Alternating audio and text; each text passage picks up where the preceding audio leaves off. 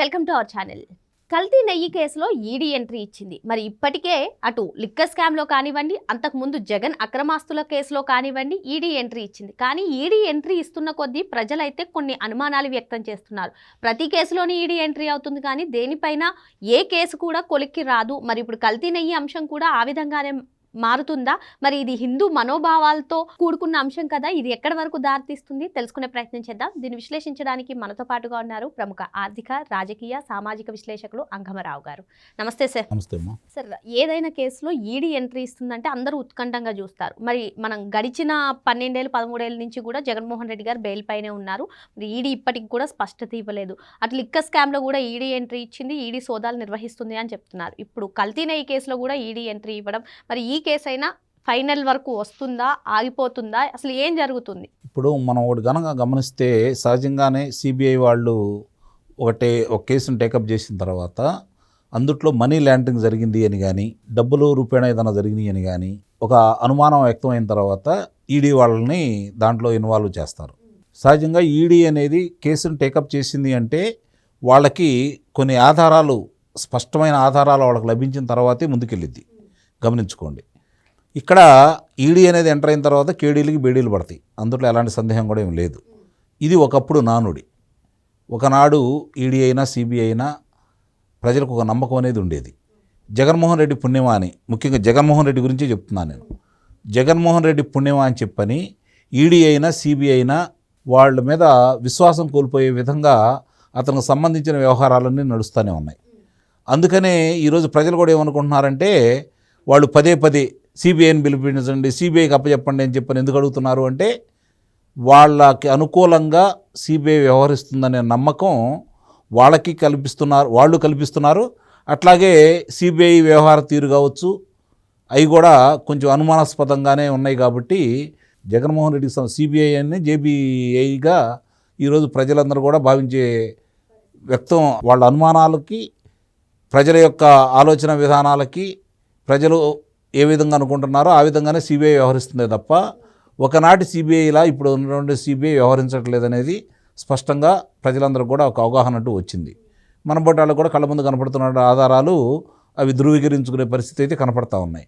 ఇప్పుడు ED enter అవుతుంది దీనికి. మీరు అన్నట్టు మరి లిక్కర్ స్కామ్లో సంబంధించి ఈడీ ఎంటర్ అయింది, కానీ ఏ విధంగా పురోగతి సాధించింది అనేది చూసుకుంటా ఉంటే కొంతమంది వ్యక్తుల దగ్గరికి వెళ్ళిపోయి ఆగిపోతూ ఉన్నాయి.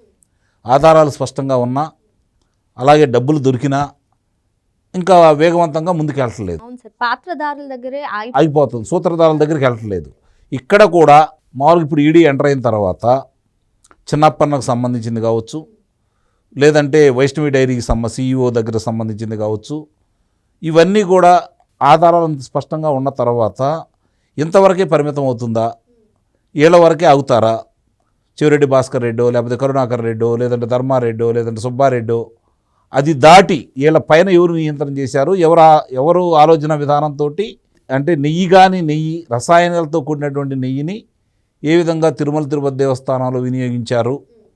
అలాగే ఈరోజు మళ్ళీ మనకు కొత్త వార్తలు కూడా వినిపిస్తూనే కదా, రాష్ట్రంలో ఉన్నటువంటి అన్ని దేవాలయాలకి ఇదే సరఫరా చేశారని చెప్పని. మరి ఇంతవరకే అవుతుందా? వీళ్ళ పేర్లు వరకు కనీసం సిబిఐ వాళ్ళని అనుమానితులుగా కూడా దీంట్లో పెట్టకుండా పాలక మండలి చైర్మన్గా ఉన్నటువంటి సుబ్బారెడ్డి కావచ్చు, పర్చేజీ కమిటీకి ఉన్నటువంటి కరుణాకర్ రెడ్డి కావచ్చు, లేకపోతే చెవిరెడ్డి భాస్కర్ రెడ్డి కావచ్చు, ఆ తర్వాత చైర్మన్గా ఉన్నటువంటి కరుణాకర్ రెడ్డిని కావచ్చు, దీంట్లో ఇన్వాల్వ్ చేయకుండా, వాళ్ళ పేర్లు పొందుపరచకుండా, వాళ్ళ అనుమానితులుగా దాంట్లో పెట్టకుండా ఏ విధంగా ముందుకెళ్ళారు వీళ్ళు? చిన్నప్పన్న అయితే పెదప్పన ఎవరు, బోలీబాబా అయితే అలీబాబా ఎవరు? బోలీబాబా డైరీని దొంగలుగా చిత్రీకరించారు, అలీబాబా 40 దొంగలు ఎవరు? వాళ్ళ దగ్గర దాకా ఎందుకు వెళ్ళట్లేదు? ఇది చాలా స్పష్టంగా ఈరోజు చెప్పాల్సిన ఆవశ్యకత అయితే నిస్సందేహంగా కూడా ఈ విచారణ సంస్థల మీద అయితే ఉంది. సార్, ఇప్పుడు సిబిఐ సిట్ ఇచ్చినటువంటి ఛార్జ్ షీట్ కానివ్వండి, నివేదిక కానివ్వండి, దానిపైనే చాలామంది అనుమానాలు వ్యక్తం చేస్తున్నారు. ఇప్పుడు ఈడీ ఎంట్రీ ఇస్తుంది. ఈడీ ఎంట్రీ ఇచ్చినా ఇప్పుడు మెయిన్గా మనకు అందరూ చెప్పేది 250 కోట్ల కుంభకోణం జరిగిందని. ఈడీ కూడా మనీ లాండరింగ్ జరిగితే ఎంట్రీ ఇచ్చింది. అంతిమంగా ఈ 250 కోట్లు బిగ్ బాస్కి చేరుతాయి. ఆ బిగ్ బాస్ని ఈడీ బయటకు తీసుకొస్తుందా? అనుమానాలు వ్యక్తం చేస్తున్నారు. నిజంగా తీసుకొస్తుందంటారా? అంటే ఇక్కడ గమనించుకోవాల్సింది ఏంటంటే, మిగిలిన విషయాలు వేరు.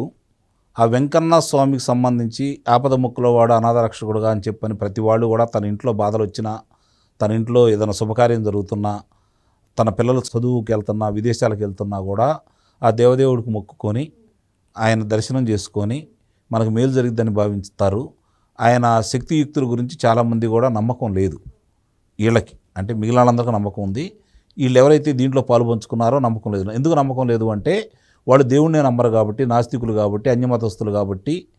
ఇదే కరుణాకర్ రెడ్డి నల్లరాయి అని చెప్పి సంబోధించాడు వెంకటేశ్వర స్వామిని. వాళ్ళకి భయము లేదు, భక్తి లేదు. కానీ ఆ దేవదేవుడికి అపారమైన శక్తియుక్తులు ఉన్నాయి.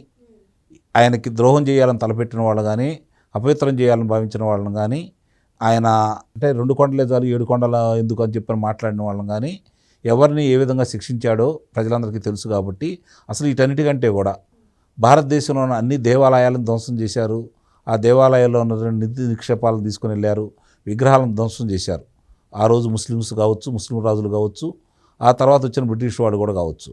కానీ ఈ దేవాలయం జోలికి రాలేదు. అంటే ఈ దేవదేవుడికి ఉన్నటువంటి శక్తి అట్లాంటిదని చెప్పిన ప్రజలందరికీ నమ్మకం.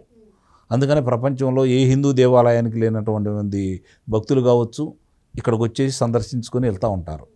మరి అలాంటి దేవదేవుడు ఇవన్నీ కూడా చూస్తూ ఊరుకుంటాడని కానీ, రేపొద్దున వీళ్ళందరూ బయటపడతారని కానీ నేనైతే భావించట్లేదు.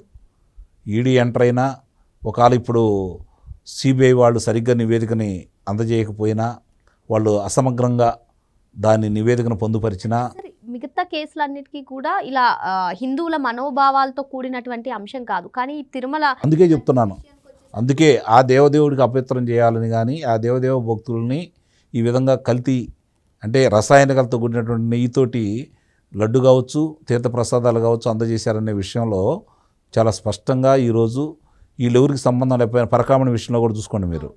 వాళ్ళు ఎవరైతే ఈ సీసీ ఫుటేజీలను అందరినీ మాయం చేసినా కూడా ఓ భక్తుడి ద్వారా ఏ విధంగా అయితే బయటకు వచ్చిందో నిస్సందేహంగా కూడా ఈ విషయాలు కూడా ఆ దేవదేవుడితో పెట్టుకున్న వాళ్ళు ఎవరు కూడా ఈరోజు త్రికరణ శుద్ధిగా వాళ్ళకు సంబంధించిన అన్ని విషయాలు కూడా దేవదేవుడే బయటపెడుతున్నాడు. కాబట్టి ఈ విషయంలో కూడా వీళ్ళందరికీ శిక్షలు పడతాయి అని అయితే ఆ దేవదేవుడి మీద ఉన్నటువంటి నమ్మకంతో చెబుతున్నాను. ఓ వెంకన్న స్వామి భక్తుడిగా, ఓ హిందువుగా ఆయన శక్తియుక్తులన్నీ నాకు తెలుసు. కాబట్టి నిస్సందేహంగా కూడా ఈ విషయంలో ఎవరెవరిని రక్షించాలనుకున్నా కూడా వాళ్ళని కూడా వదిలిపెట్టడు. గమనించుకోండి, రక్షించాలని ఎవరన్నా ప్రయత్నం చేసినా కూడా వాళ్ళని కూడా వదిలిపెట్టడు ఆ దేవదేవుడు. అందరికీ శిక్షలు పడతాయి అని అయితే మాత్రం నేను నిస్సందేహంగా చెప్పగలను. మరో అంశంతో మళ్ళీ కలుద్దాం. Thank you sir. Thank you.